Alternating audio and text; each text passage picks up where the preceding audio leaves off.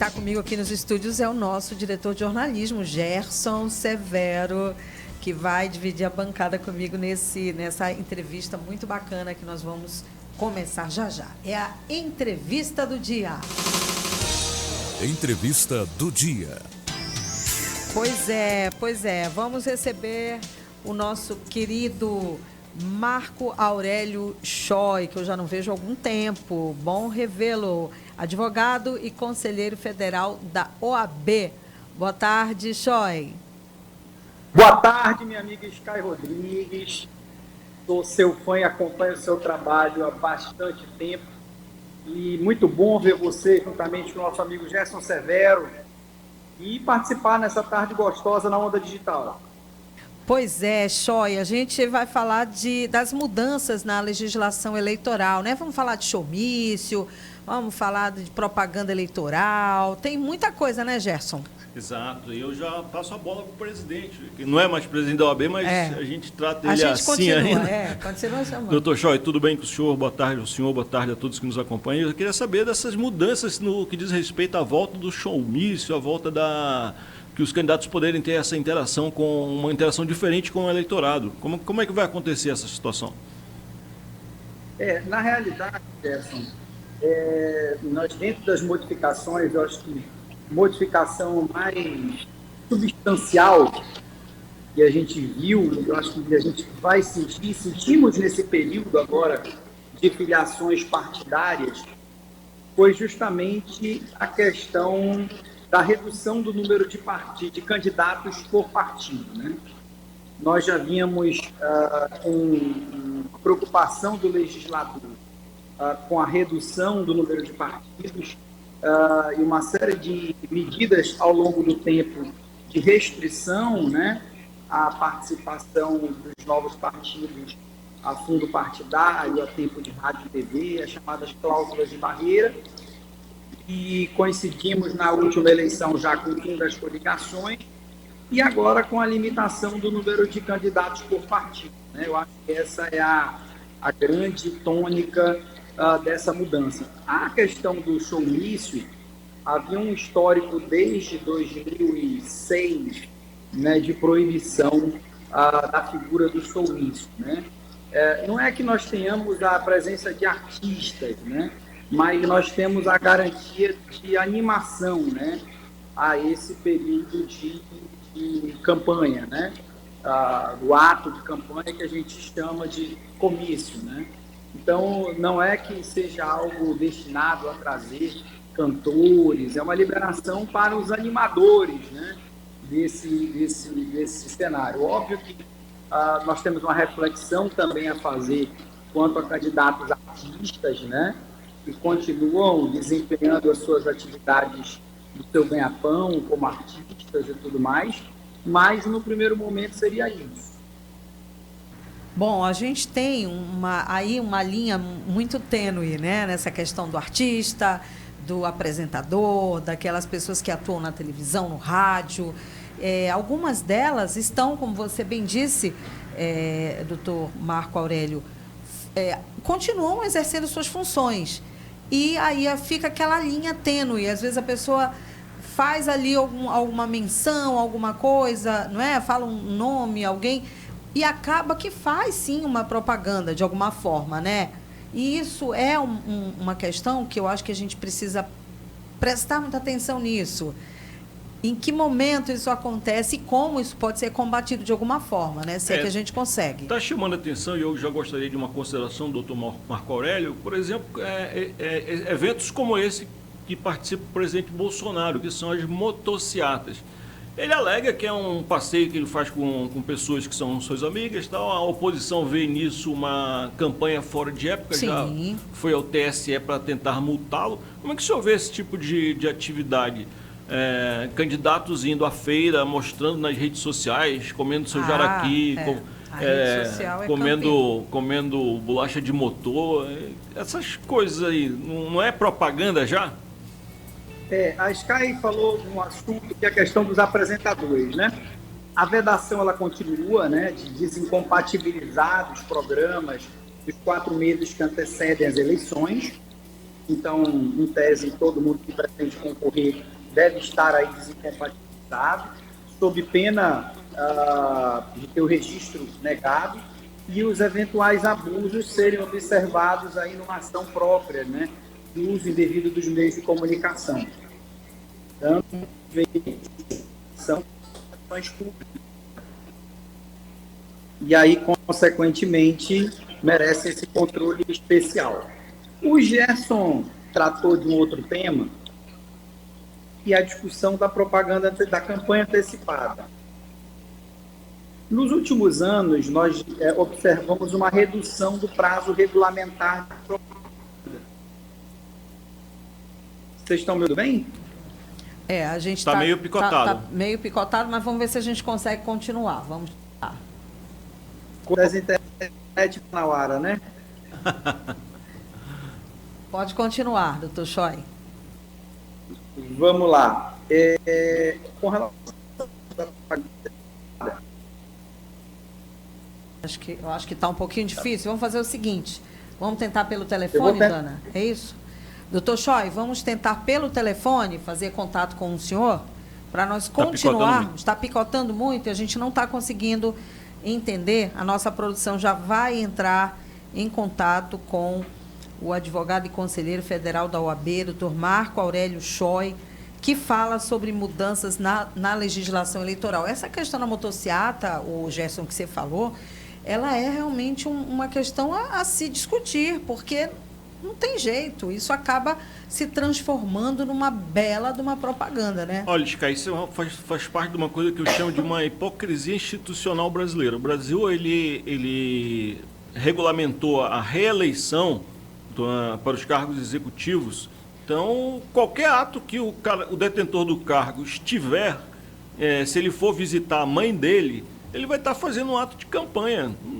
E aí o Brasil acha que o presidente pode ser presidente durante 11 horas, aí durante meia hora que ele está andando de motocicleta, ele não pode ser. Candidato, é o candidato. Né? Aí doutor Choi está na linha.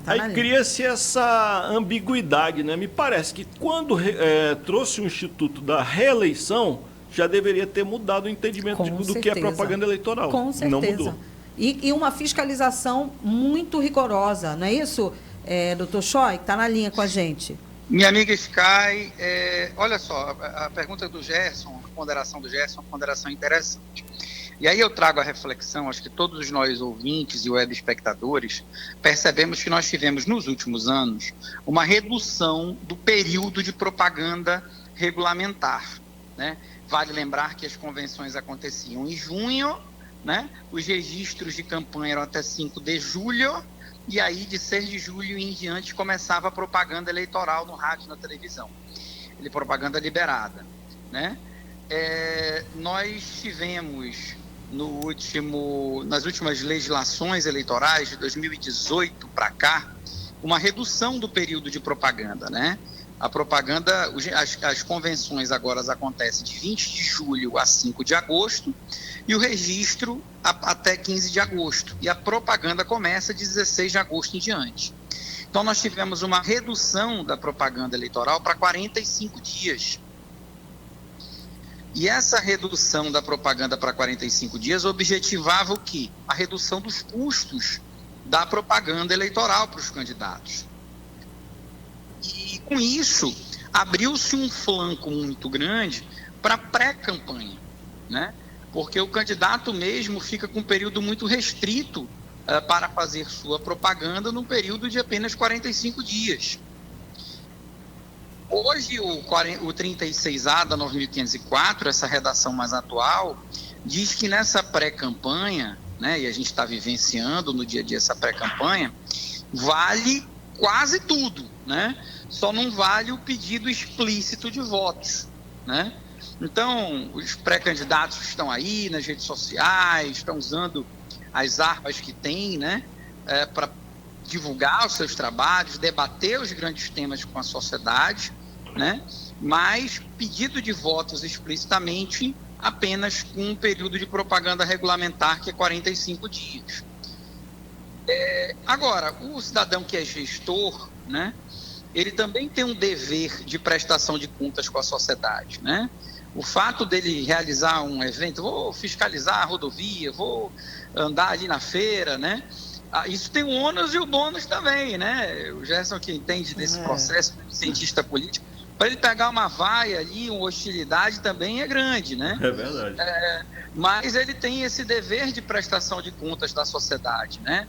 Com a sociedade, com o cidadão eleitor, né? Que tem o direito de vê-lo como gestor. Mas realmente a mudança da legislação permitiu uma pré-campanha mais solta, né? Desde que não haja o pedido explícito de votos. Presidente, o senhor falou da tal federação, que é a novidade da hora na campanha desse ano, e ela pode ser formalizada até o final de maio, né? O senhor que observa a cena política aí, como é que o senhor está vendo a formação destas federações e se elas é um elemento benéfico ou maléfico para o processo eleitoral? Bom, primeiro, assim, nós temos hoje aproximadamente 35 partidos políticos ativos no Brasil, né? É um grande número de partidos, né? E há uma crítica muito grande a esse multipartidarismo, né? De que esses partidos, não com uma quantidade tão grande, têm mais partido que ideologia a ser contemplada, né? E a gente vê um movimento do legislador nos últimos anos para tentar restringir esses partidos, né? Óbvio que a Constituição prega a liberdade partidária, é livre a criação de partidos políticos, é verdade, mas você tenta criar na legislação desestímulos à criação de novos partidos e desestímulos à manutenção de partidos com baixa representatividade. Ou seja, esses partidos não vão ter direito a debate, participar de debate, não vão ter direito a participar do fundo partidário, porque não vão ter representação no Congresso, não vão ter direito a tempo de rádio e TV gratuitos, né? E aí o que acontece? E todo candidato procura partidos que tenham essas condições de elegibilidade, né? Quer aparecer na televisão, quer ter direito a fundo. Então foi uma forma que o legislador criou de matar por inanição esses partidos políticos pequenos e deixar um número mais restrito de partidos, né? E deixar um número mais restrito de partidos. Com isso, nós tivemos, a partir das duas eleições passadas, o fim das coligações, ou seja, aquela união dos partidos para fins de concorrer àquela eleição, né? E essas coligações eram complicadas, Gerson, porque você via partidos, por exemplo, antagônicos no plano nacional, às vezes coligados no âmbito local, né? E isso era um verdadeiro contrassenso. Então, se acabou com a figura das coligações no primeiro momento, se restringiu o número de candidaturas por partidos. Então, por exemplo, o partido hoje que vai lançar uma nominata para deputado federal só pode lançar 9 candidatos, tínhamos 8, né? Deputados federais só podem lançar 9 candidatos a deputado federal.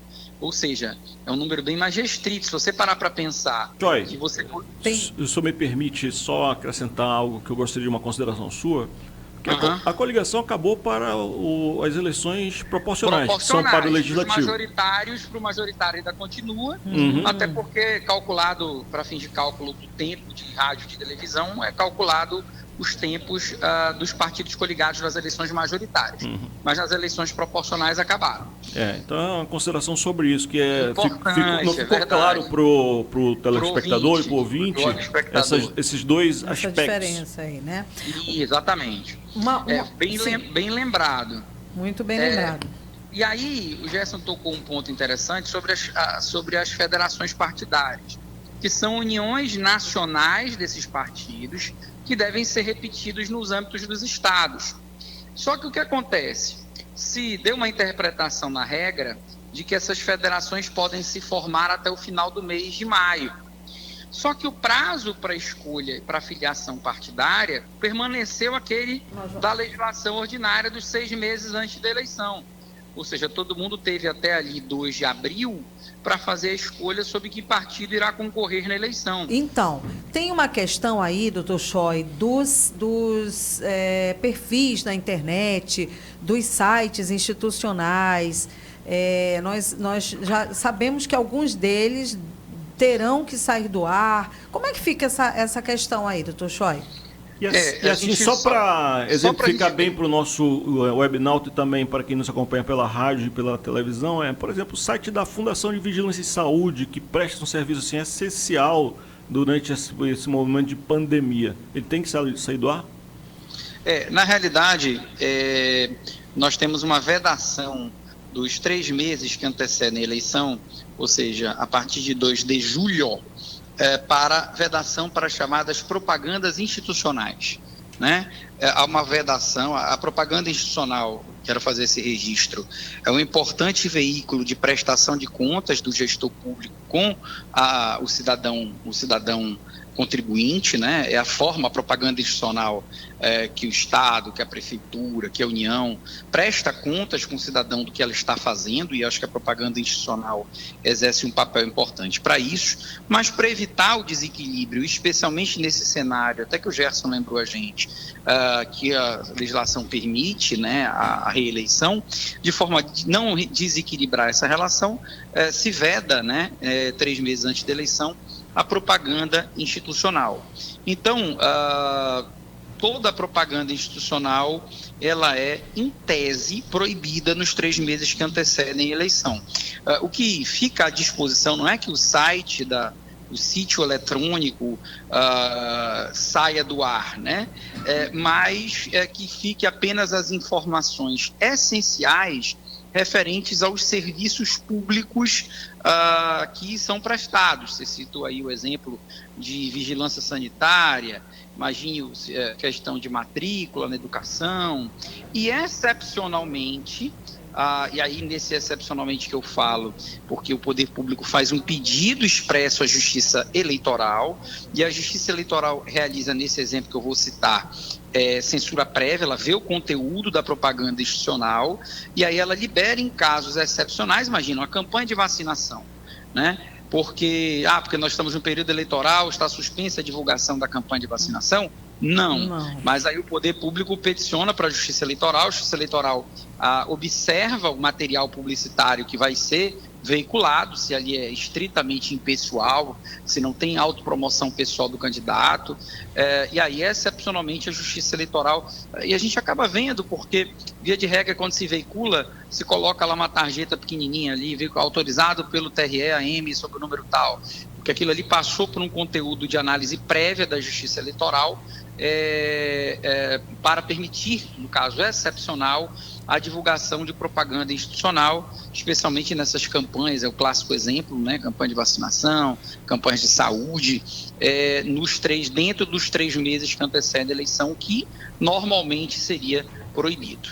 Doutor Choi, me permita sair um pouco do script da nossa entrevista aqui, que trata da propaganda eleitoral, das regras eleitorais.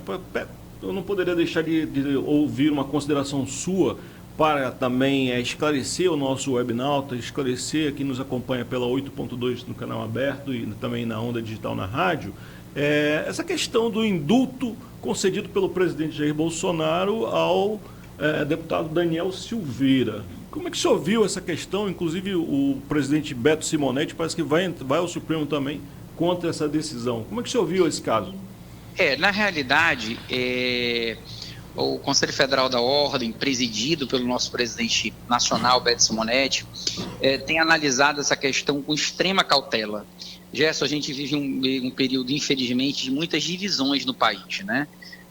De muitos fla-flus, né? Vou usar essa expressão aí, né? De esquerda, direita, contras e a favor, né? E esse momento de divisão é um momento muito preocupante para todos nós.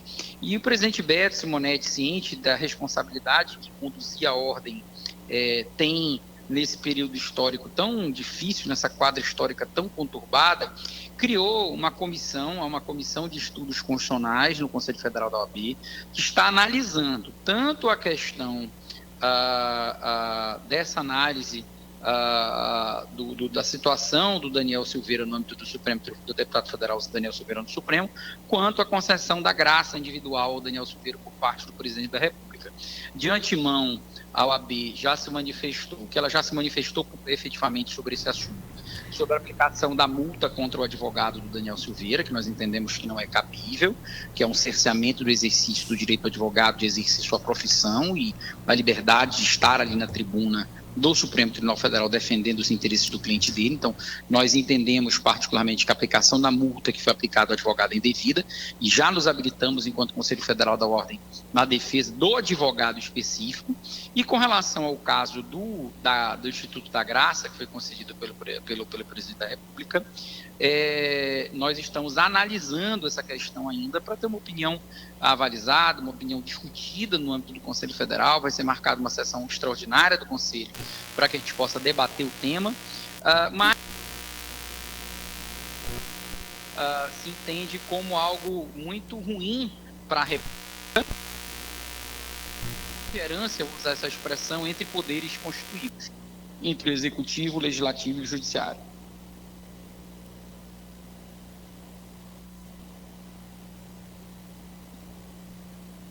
Oi, Gerson. Opa, doutor Choi, estamos aqui. Vamos lá. Doutor Choi, deixa eu lhe fazer mais uma pergunta. Nós tivemos um pico de energia aqui nos estúdios, mas já estamos voltando aqui. Internet, energia. Manaus. Então, Manaus. Internet, energia, vamos embora. Então, caso a pessoa identifique alguma conduta irregular nessa questão aí, como é que faz, como é que pode se fazer uma denúncia, como é que funciona essa parte aí? Bom, do ponto de vista eleitoral, né, as eleições elas são comandadas pela Justiça Eleitoral. Nós temos a participação de um órgão muito importante na fiscalização do pleito, que é o Ministério Público Eleitoral, né? Fazer esse registro aqui, né? Porque o cidadão, ele às vezes não tem um instrumento para chegar à Justiça Eleitoral. E o Ministério Público, no caso do Ministério Público Eleitoral, tem ferramentas de recebimento de denúncias, de central telefônica, para que você possa ter esse controle maior. Quero fazer o registro também, que a Justiça Eleitoral tem instrumentos próprios, né, para coibir propaganda irregular, né? Eu estou falando ao Ministério Público sobre discussões de abuso de poder, compra de votos, são questões maiores, né? Com relação à propaganda irregular, a própria Justiça Eleitoral tem seus instrumentos, aplicativos de denúncia, fazer o registro aqui da importância do aplicativo Pardal, né? E acho que é bastante interessante o papel da Justiça Eleitoral. E aproveitar, viu, Sky, a grande audiência do programa de hoje à tarde, para lembrar aquele que ainda não fez a transferência do seu título de eleitor, ou daquele jovem que ainda não fez o seu registro como eleitor, né? Que o prazo do fechamento das urnas eletrônicas, né, do sistema, são 5 meses antes da eleição. Ou seja, 2 de maio, que já está aí em cima, é o prazo para que você possa transferir seu domicílio eleitoral, é o prazo para que você possa, cidadão eleitor, se inscrever como eleitor. Eu falo isso porque, de vez em quando, ali, 1º, 2 de maio, último e penúltimo dia do prazo, tem aquelas filas lá na frente do TRE, dando voltas no quarteirão. Se for hoje, lá não tem ninguém, né? Quero fazer o registro que a Justiça Eleitoral fez um plantão durante esse feriado inteiro, quinta, sexta, sábado, domingo, para receber as pessoas, inclusive independente de agendamento, para que as pessoas pudessem regularizar a sua vida perante a Justiça Eleitoral, porque depois de 2 de maio o sistema fecha, né? Você não tem a inclusão, não tem a possibilidade de inclusão de novos eleitores, nem de mudança de domicílio eleitoral, nem de local de votação, e aí, consequentemente, apenas para aproveitar a tua alta audiência aí, e para que o eleitor, né, corra lá na Justiça Eleitoral e regularize sua situação para evitar aquelas tradicionais filas que a gente costuma ver no último dia do prazo, né? O senhor teceu bastante elogios aí à Justiça Eleitoral, mas também a Justiça Eleitoral é alvo de muitas críticas, sobretudo nos últimos dias, né? Ano passado tivemos uma campanha forte para desacreditar o nosso processo eleitoral. Como é que você está esperando esses próximos meses aí? Qual a sua visão como um operador do direito e também de alguém que está há muito tempo aí no direito eleitoral, né? Vamos ter eleições quentes, né? Eu acho que, acima de tudo, e nos momentos de crise institucional, Gerson, nós precisamos apostar nas instituições, né? Nós vivenciamos um processo de uma democracia amadurecida, a democracia brasileira é uma democracia amadurecida, um processo de votação eletrônica que começou em 1994, onde nós não temos um registro sequer fazer esse registro aqui de fraude em nível de comprometimento de resultado de eleição, em fraude de sistema ou algo dessa natureza. Então é algo que, e o trabalho da Justiça Eleitoral é algo de orgulho para o Estado brasileiro em comparação aos outros institutos no mundo.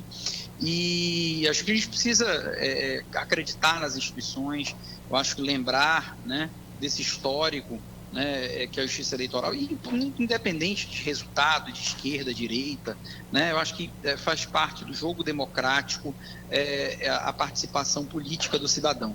O desacreditar as instituições é algo que é odioso, é algo que não se espera, e colocar o insucesso das urnas na conta da Justiça Eleitoral é algo que é indesejado, não tenho dúvida disso. Olha, doutor Choy, muitíssimo obrigado. Eu queria saber se você gostaria de colocar mais alguma coisa.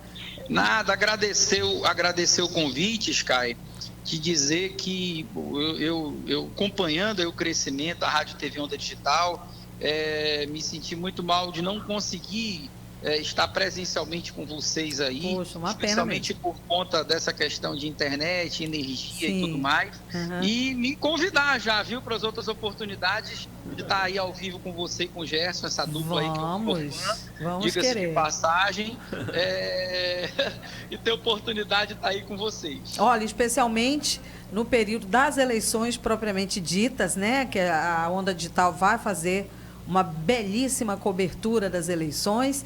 E a gente, de repente, vai precisar da sua figura aqui, comentando, falando o que pode, o que não pode, o que aconteceu. É sempre bom. Como diria minha avó, Sky, quem fala a verdade não merece castigo, né? Mas em toda eleição, fatalmente, assim, a gente advoga para algum candidato e talvez, assim, mas a colaboração está sempre à disposição. Claro, claro. Como sempre, eu não posso deixar de fazer uma última pergunta. Eu tenho 1 minuto para o senhor me responder. Vamos embora. Quais as chances de sucesso da ADIM que o governo ingressou no Supremo Tribunal Federal para barrar aquele decreto do IPI e que caiu na mão do ministro Mendonça? Quais as chances? Em 1 minuto. Olha, Gerson, a ação é importante. Eu acho que o governador tentou esgotar a via do diálogo, né? Mas a ação é importante, marca uma posição do Estado na defesa da Zona Franca. Zona Franca tem previsão constitucional e a gente espera sucesso dessa ação no âmbito do Supremo Tribunal Federal. Fiz até um registro nas minhas redes sociais da felicidade de ver colegas procuradores do Amazonas capazes que assinaram a ação. A gente já viu no passado ações como essas assinadas por escritórios de São Paulo, Ives Gandra, não desmerecendo essas grandes bancas, mas ver amazonenses, né, ver o talento da advocacia pública amazonense assinando essas petições foi importante para nós. A gente espera sucesso, apesar de que assim, toda a inclinação do ministro André Mendonça, indicado pelo presidente, talvez não seja um bom prognóstico para a ação, mas nós já tivemos, inclusive, desse caso do Daniel Silveira, demonstrações de independência do ministro André Mendonça votando contra os interesses do Planalto. Então, vamos aguardar. Tomara que ele mostre essa independência dessa vez, né? Obrigado, doutor Marco Aurélio Choy. Muito, muito obrigado mesmo por ter nos atendido. Um abraço, meus amigos. Tchau, tchau. Um abraço.